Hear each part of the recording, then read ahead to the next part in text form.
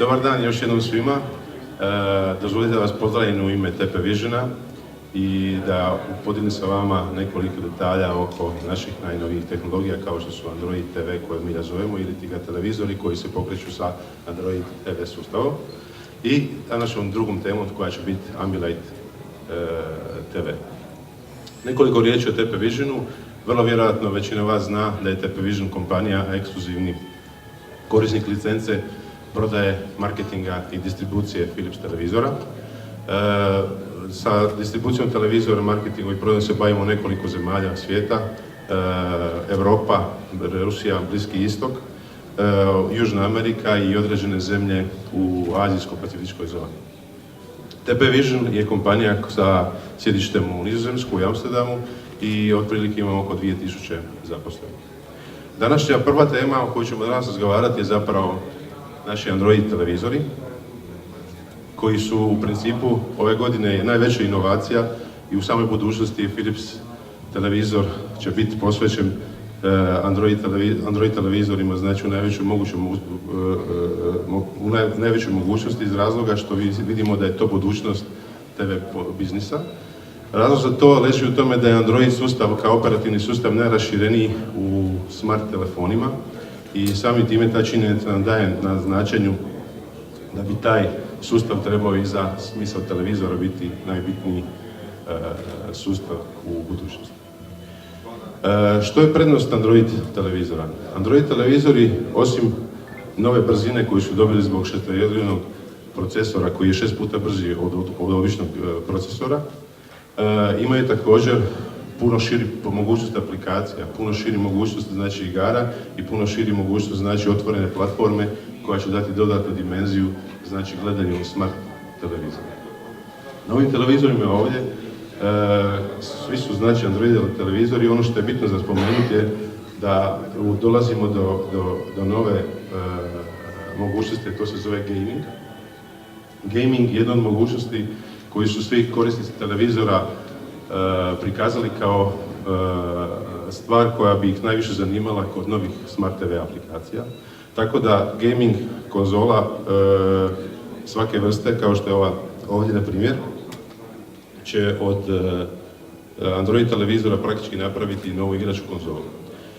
Rukovanje sa istima je vrlo jednostavno, zato što je navigacija sa istima igranje jednostavno poput bilo koje igrače konzole koje postoji na tržištu, a gledanje samih aplikacija, odnosno igara na njima je također upotrebljavano sa Google Play trgovinom. Google Play trgovina je sa svojim individualnim akauntom zapravo jednostavan pristup bilo kojoj vrsti aplikacija i bilo kojoj vrsti igara.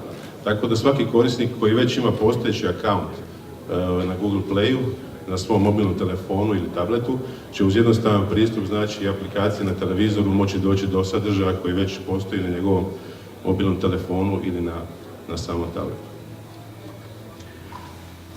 Što se tiče samog Android TV sustava, on je odličan primjer kako na jedan jednostavan način pomoću otvorene platforme doći do što bolje organizacije samih aplikacija. Tako da svaka aplikacija koju trenutačno gledate ili imate na svom televizoru je u svakodnevnom, znači u svakodnevnom odabiru naših inženjera u mogućnosti unapređivanja, tako da svaka od tih aplikacija će se praktički u svakodnevnom dijelu unapređivati. Današnji televizori koje danas prezentiramo su serije 8200, 9800 kao naš flagship i 9100. Svi televizori su već dostupni na hrvatskom tržištu. Možete ih pronaći po cijenama od 12.999 pa do 39.000 kuna koji je ovaj najveći televizor, odnosno naš flagship.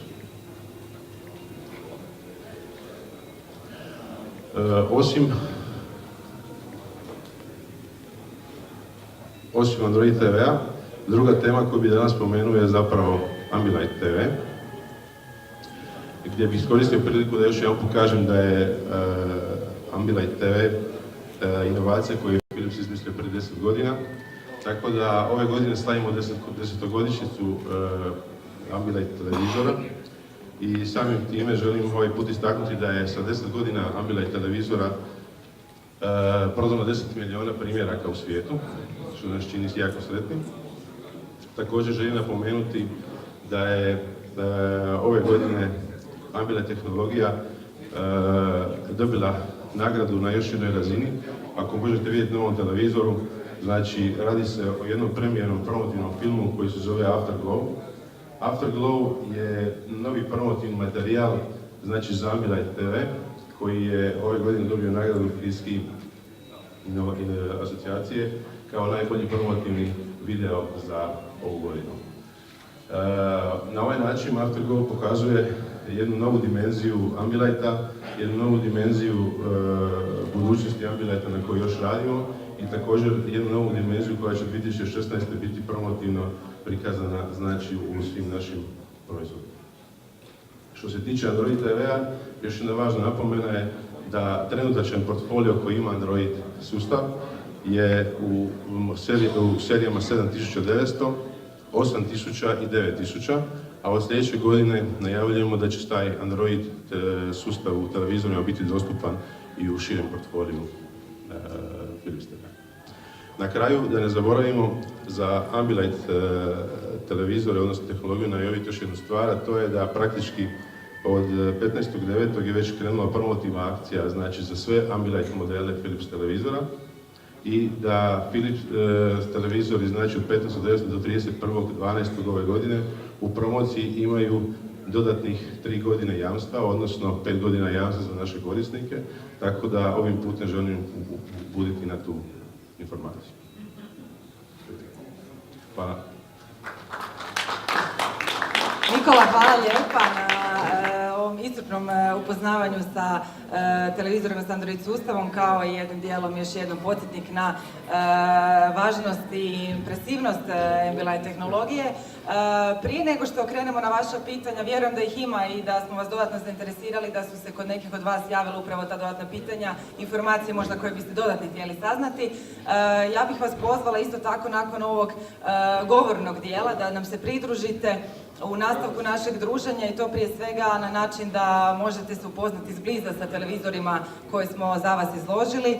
A sada evo mogu prepustiti vama malo riječ, ako ima pitanja, izvolite. Je to bila greška, rekli ste 2016. ili 2015. novi? Ne, to je bila samo za Afterglow, znači i velika mogućnost Ambilighta. Od 2016. ove godine na IFI smo dobili, znači, jedan prikaz toga kako će izgledati u budućnosti.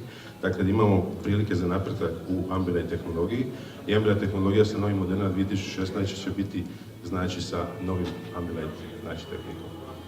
Na IFI, ako ste imali prilike, ili možete čak na YouTube-u pronaći video sadržaj u kojem se vidi o čemu se zapravo radi. Onako projektno rekao, da. Upravo tako. Izvolite, ima li dalje još takvih pitanja? A kako stoji Philipsa OLED? To ima u ponudi? OLED ili još nema? Što se tiče OLED-a, za sljedeću godinu nemamo najavu da će biti Philips televizora sa OLED-om, da, ali se radi na razvoju, znači, također OLED-a. Ali za sljedeću godinu nemamo oficijalnu najavu da će također isto. Imate neke prodajne brojke na hrvatskom tržištu da se pohvalite kako stojite? Mislite po pitanju Ambilighta ili? Općenito televizor. Na hrvatskom tržištu smo na broju 3. Sa glavnim konkurentima u principu imamo izjednačene brojke. Lider je svakako Samsung, ko što se već zna. Ima li još pitanja? Ako je to sve, još jednom evo podsjećam da imate mogućnost isprobati najnovije izložene modele Philipsovih televizora s Android sustavom i ovim putem bih vas pozvala i na nastavak druženja u leženijem tonu uz prigodne zaloge, kavu i sokove koje smo za vas pripremili. Hvala vam još jednom svima na dolasku i eto, nastavljamo se druženje. Lijep pozdrav!